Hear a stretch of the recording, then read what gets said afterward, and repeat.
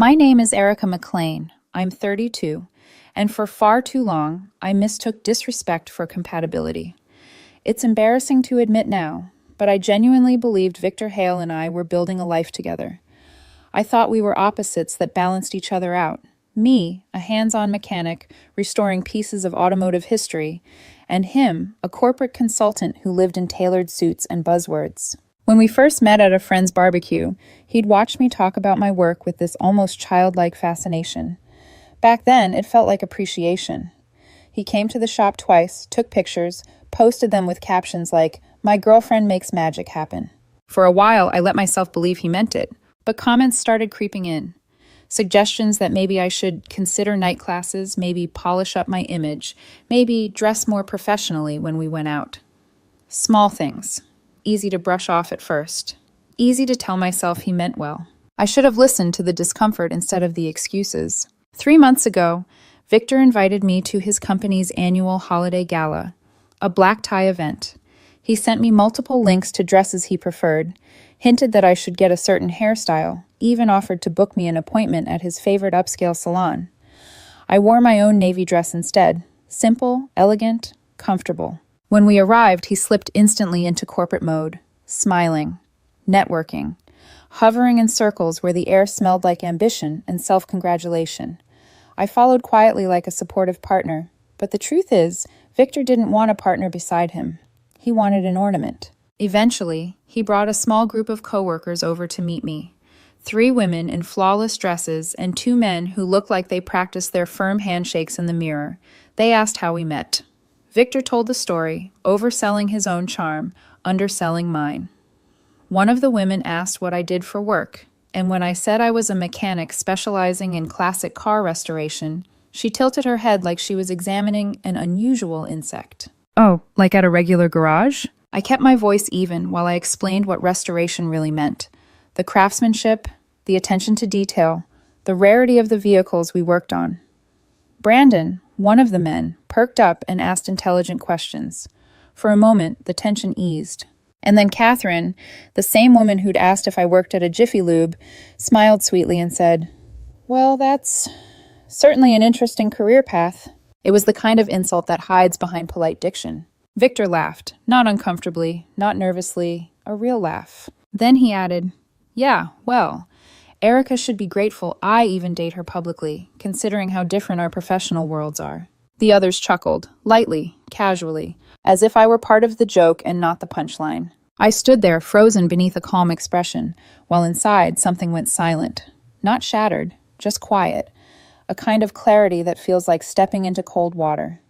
Victor kept talking, moving on to some other story, completely oblivious to the fact that I had just checked out of the relationship. I stayed another hour. I smiled when needed. I made small talk.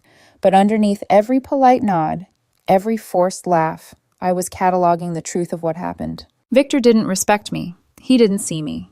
He saw what dating me did for him. A novelty, a contrast, something to make him look grounded. When he drove me back to his apartment, he was in a fantastic mood. He thought the night had gone perfectly. He asked me to come upstairs, and I told him I had an early morning at the shop. He kissed me goodnight and didn't notice the shift in my voice. He had no idea he'd already lost me. I sat in my truck for 10 minutes before starting the engine. My mind wasn't racing. It was sorting, measuring, deciding. At home, I opened my laptop and pulled up the website for Victor's firm. Pages of bios, roles, photos. His boss, Robert Patterson, had 2 children. A daughter, older, living in New York, and a son, Mason Patterson, who lived here in the city. Mason worked for a nonprofit. He volunteered weekly at a community garden. His social media wasn't curated or pretentious. He looked approachable, genuine, the kind of man who didn't need to prove anything to anyone. His latest post was an open invitation for volunteers that Saturday morning. I didn't know him, wasn't trying to meet him, but I did recognize something I'd forgotten I deserved, a world where authenticity mattered more than appearances. I bookmarked the event. Victor thought I should be grateful to date him publicly. He had no idea I was already rewriting the story, with or without him. Saturday morning came with a quiet chill in the air, the kind that makes the city feel softer somehow. I pulled my hair into a low ponytail, grabbed a pair of work gloves from my toolbox out of habit, and drove to the community garden Mason had posted about. I told myself I was just volunteering, but I knew better. I wasn't looking for a rebound. I was looking for a different kind of world, a world where I didn't have to shrink to fit someone else's narrative. The garden was tucked behind a row of brownstones, a converted empty lot with raised beds, compost bins, hose lines, and a wooden sign someone had painted by hand. A dozen volunteers were already there, chatting, laughing, pulling weeds. It smelled like damp earth and sun-warmed rosemary, a smell I instantly preferred over the cologne cloud at Victor's corporate gala. I spotted him within seconds. Mason Patterson, jeans, old t-shirt, dirt on his hands, smiling easily as he handed a watering can to an older woman. Nothing pretentious, nothing polished to impress, just real. I signed in, grabbed an extra pair of gloves, and headed to a neglected patch near the fence. I'd been working for maybe 20 minutes when I heard footsteps approach. "Hey," a warm voice said. "Haven't seen you here before." I turned, and there he was. Hands still dirty, hair a little messy, eyes clear and open. "I'm Erica," I said. "Saw the volunteer post and figured I'd help out."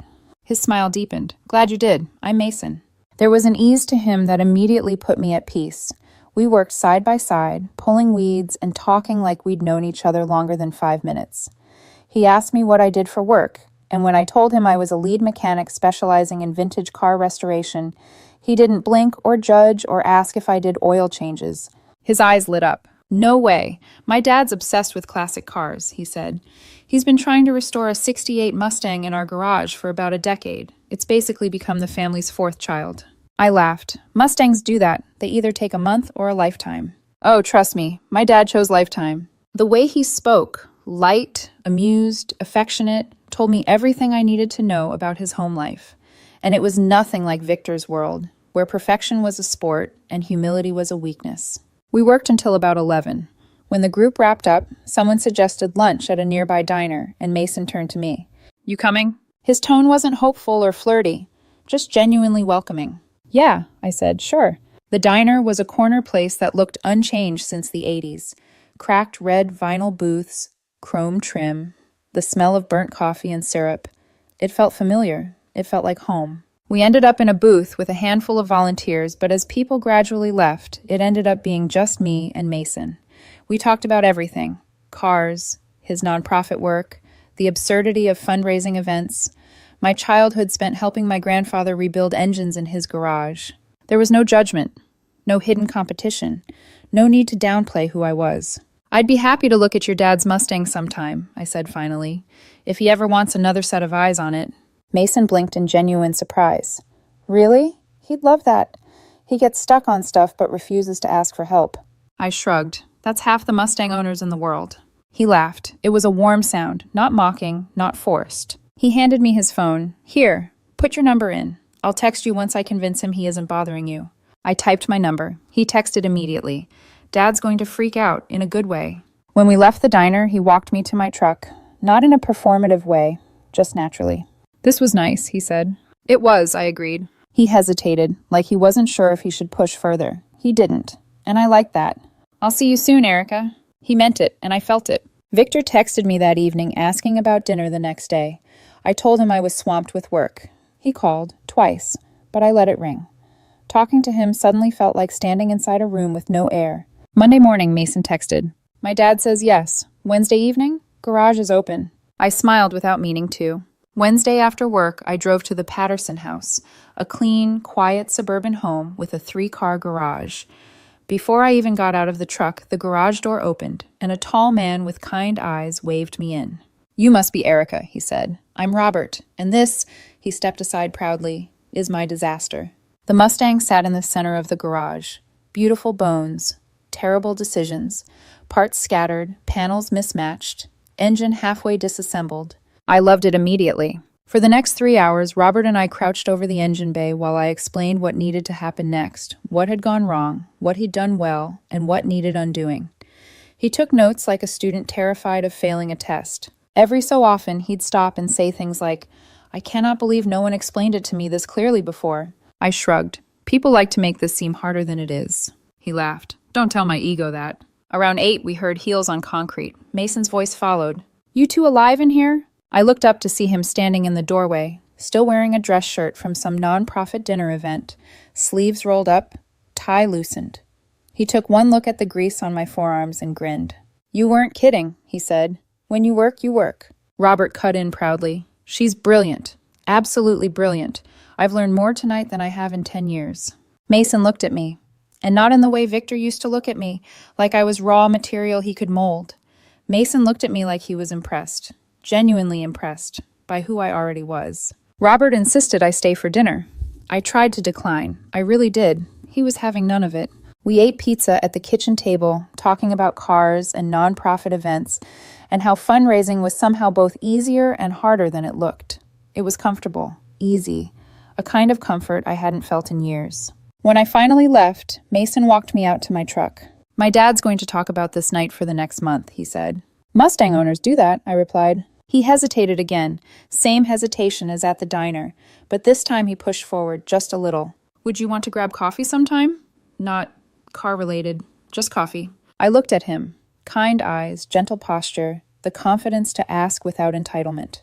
"I'd like that," I said. "Saturday?" he asked. "Saturday," I confirmed. He stepped back as I opened the truck door, his smile small but sincere. And as I drove away, I realized something shocking. I felt light, like breathing wasn't work anymore, like maybe, for the first time in a long time, I was being seen clearly. I didn't sleep much after leaving the Patterson house. Not because I was restless, but because everything felt strangely, unbelievably clear. I wasn't confused anymore. I wasn't clinging to something out of habit. I wasn't convincing myself that Victor's good moments made up for the quiet erosion happening beneath them. By Saturday afternoon, when I met Mason for coffee, I already knew I was going to end things with Victor. I didn't go into that cafe looking for romance. I went because something in me finally recognized the difference between being tolerated and being valued. Mason was already there when I arrived, seated at a corner table with 2 mugs waiting. No dramatics, no performance. Just a warm smile and a casual, "Hey, Erica." The way he said my name, steady, respectful, felt different from anything I'd heard in months. We talked for nearly 3 hours. Not about cars, not about his dad's Mustang, not about Victor or anything connected to my old life. We talked about music, about the weird hobbies people develop during pandemic lockdowns, about the time he accidentally locked himself out of his apartment while holding a pizza box. I told him about my grandfather teaching me how to rebuild a carburetor when I was 10. Mason listened. Actually listened, not waiting for his turn to talk. When the conversation lulled and it was time for him to leave for another fundraising event, he asked if we could do this again. I told him yes. But I didn't kiss him, didn't lean in, didn't pretend I was free yet. I wasn't. Not until I closed the door on Victor for good. That night, I texted Victor, "We need to talk tomorrow. I'll come by in the afternoon." He called immediately, worry creeping into his voice. I let it ring once before answering. "Is everything okay?" he asked. "We'll talk tomorrow," I said, keeping my tone even, in person. He tried to pry more out of me, but I didn't budge. Sunday afternoon, I went to his place. He'd brewed coffee, set out pastries like he thought hospitality could soften something. Maybe it used to, not anymore. We sat on his couch. He looked stiff, cautious. "What's going on, Erica?" he asked. I didn't drag it out. "I don't think this is working anymore." His eyes widened. "What? Why? Where is this coming from?" "Your company party," I said plainly. "When you laughed with your coworkers and said I should be grateful you date me publicly." He blinked fast, defensive panic rising. "That was a joke. You're overreacting." "It wasn't a joke," I said. "It was how you see me, and I'm not staying in a relationship where I have to be small for you to feel big." He rubbed his forehead, exhaling sharply. "You're twisting this. You're being sensitive. I didn't mean it like—" "Victor," I cut in softly, "respect isn't semantic. I knew exactly what you meant." He opened his mouth to argue again, but I kept going. "You want someone who fits your image, someone who doesn't embarrass you in front of your polished little world. That's fine, but it isn't me." His expression hardened. "Is this about someone else?" "No," I said truthfully. "This is about me." He kept pushing. "Are you seeing someone? Did you meet someone? Is that what this is?" "I'm ending things because you don't respect me," I replied, "not because of anyone else." He didn't believe me. I could see it in his jaw, the tension forming. But it didn't matter. He'd lost the right to understand me the moment he decided my worth was situational. I stood. "I wish you well, Victor." He didn't stand up to walk me out, didn't ask me to stay, didn't apologize. He just sat there, stewing in disbelief. I left without looking back. For a week, he texted. Short apologies, long explanations, claims that he didn't mean what he said, promises to change. I responded only once. I hope you find someone who fits your world. Take care. Then I stopped replying. And just like that, the noise quieted. Mason and I began seeing each other more naturally. Saturday coffee became a Wednesday dinner, which turned into Sunday hiking trails and evenings spent fixing small things in each other's homes. It didn't feel fast or reckless. It felt right, like breathing in a room that finally had windows. I had no plans to tell Victor anything about Mason. It wasn't his business. But consequences have a way of arriving uninvited. 2 weeks into dating Mason, his dad invited me over again to work on the Mustang's engine timing. We made steady progress, metal and grease and laughter filling the garage. Robert, of course, couldn't help bragging at work about the project finally moving forward thanks to this incredible mechanic his son met. That was the spark that lit the fire. Monday morning, Mason called me while I was at work. Hey, so, some weird stuff happened at my dad's office. I braced myself. What kind of weird? Victor filed a complaint with HR. My stomach dropped. About what? About you and me. Silence stretched. What did he say? I asked finally. He told HR that I'm dating you to get back at him, that I've been harassing him, that you were using him to get close to my family. The absurdity of it made my throat close. That's insane. I haven't spoken to him since we broke up. I know. Mason's voice was calm. My dad knows. HR is already skeptical, but they have to investigate. Of course they did. Of course, Victor couldn't accept rejection without creating a disaster. Mason continued, HR wants to know if you have any communication from him after the breakup, proof that he kept contacting you. I had it. All of it. Every text where he apologized. Every message where he claimed he didn't mean what he'd said.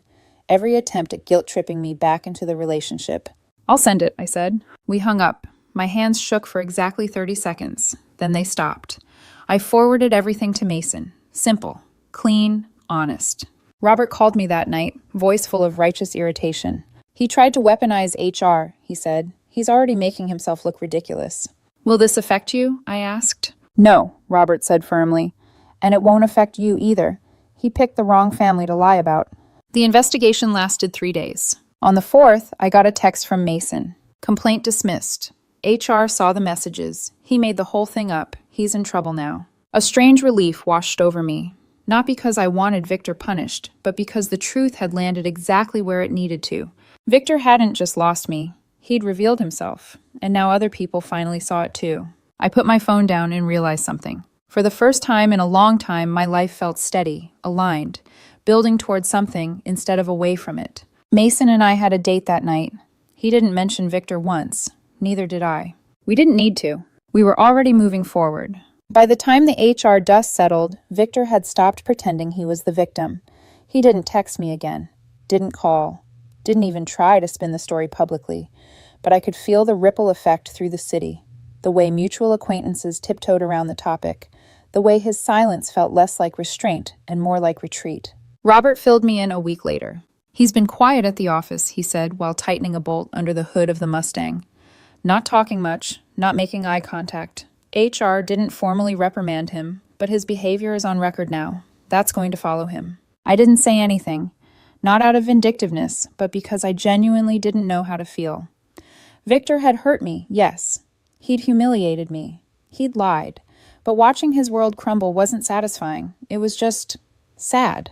Consequences always arrive, one way or another. Mason wiped grease from his hands and glanced at me. You okay? Yeah, I said, just thinking. He didn't push. He never pushed. And that was exactly why I'd started letting my guard down around him. The Mustang project became our ritual. 2 evenings a week, sometimes 3. Robert learned how to set timing with almost childlike enthusiasm. Mason would bring drinks, sit on the workbench, and tease his dad for acting like a teenager with a new video game. I'd be under the hood, laughing while explaining why certain parts had to be replaced instead of fixed with enthusiasm. It was the kind of steady, simple joy I didn't realize I'd been starving for. A month passed, then another. Mason and I eased into a rhythm. Coffee dates, movie nights, long conversations in his truck about work, fears, goals, life.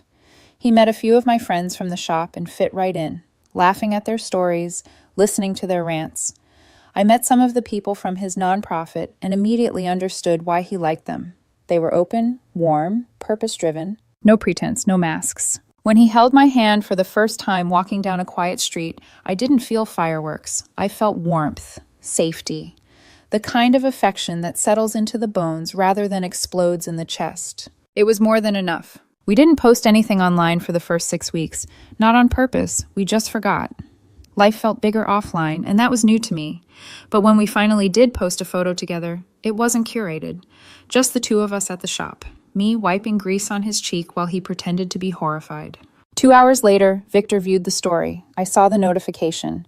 I muted it and moved on. I wasn't his problem anymore, and he wasn't mine. Then came the night of Robert's company event. A celebration for hitting annual targets. A big one. Black tie, elegant venue, the kind of thing Victor would have rehearsed his smile for. I hesitated when Mason asked me to go. Not because I was nervous, but because I remembered the last time I walked into a corporate ballroom with a man who didn't value me. But Mason kissed my hand gently and said, "You won't be alone for a single second." So I agreed. We arrived early. Robert practically beamed when he saw us. He introduced me to half the room as the mechanic who brought my Mustang back from the dead. People asked real questions, thoughtful questions, curious questions. Not once did anyone smirk or condescend. For the first time, I didn't feel like a misplaced puzzle piece. I felt like a guest. Then, out of the corner of my eye, I saw a familiar expression freeze in place. Victor. He stood near the bar, holding a glass of sparkling cider, surrounded by Catherine and Ashley, the same coworkers from the gala. His eyes locked onto mine, then onto Mason's hand, resting lightly on my waist. The color drained from his face. He made his way over, indignation simmering beneath every step. Catherine and Ashley followed, trying to read the tension. When he finally reached us, his voice came out low and controlled. "Erica, what are you doing here?" Mason stood tall beside me, calm and unbothered. "She's here with me." Victor's jaw tightened.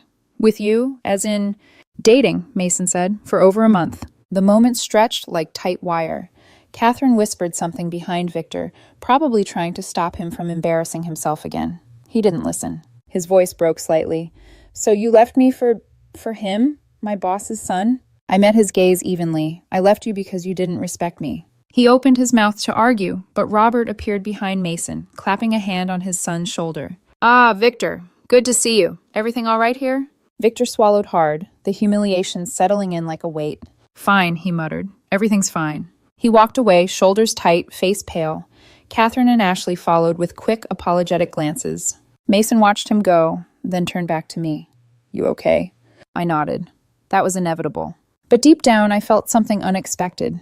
Not revenge, not triumph, just closure. Pure, quiet closure. 3 days later, Robert called me. "Well," he began, "Victor handed in his resignation this morning." I closed my eyes briefly. "I'm sorry it came to that." "Don't be," Robert said. "HR didn't fire him. He just realized people had seen who he really is. That kind of transparency isn't for everyone." I didn't celebrate. I didn't gloat. I simply let the news settle like dust on a windowsill. Some people crumble under the truth. Some grow from it. Victor chose the former. 2 months later, the Mustang was finished. Robert, Mason, and I spent a Saturday polishing chrome and adjusting final details before taking it for its first full test drive. The engine roared cleanly, beautifully, and the three of us rode through the suburbs with the windows down and classic rock playing. Robert laughed like a teenager. Mason squeezed my hand. I breathed in the moment like oxygen. That evening, back at my apartment, Mason helped me carry boxes into the place we'd just signed a lease for together. Our new home, a modest, sunlit space halfway between my shop and his nonprofit office. When the last box hit the floor, Mason pulled me onto the couch, tired and happy. "You know what I love about us?" he said. "What?" "You don't make me feel like I have to be anything other than who I am." I leaned my head on his shoulder. "That's what you give me too." We sat quietly, surrounded by cardboard and hope. No noise, no pretense, no roles to perform. Just two people building something honest. Later that night, as we unpacked our kitchen, my phone buzzed with a message request. Unknown number. A single sentence. "I hope you're happy. Victor." I stared at it for a long moment, then deleted it without replying. Because the truth was simple. I was happy. Not because I ended things with him, but because I finally chose someone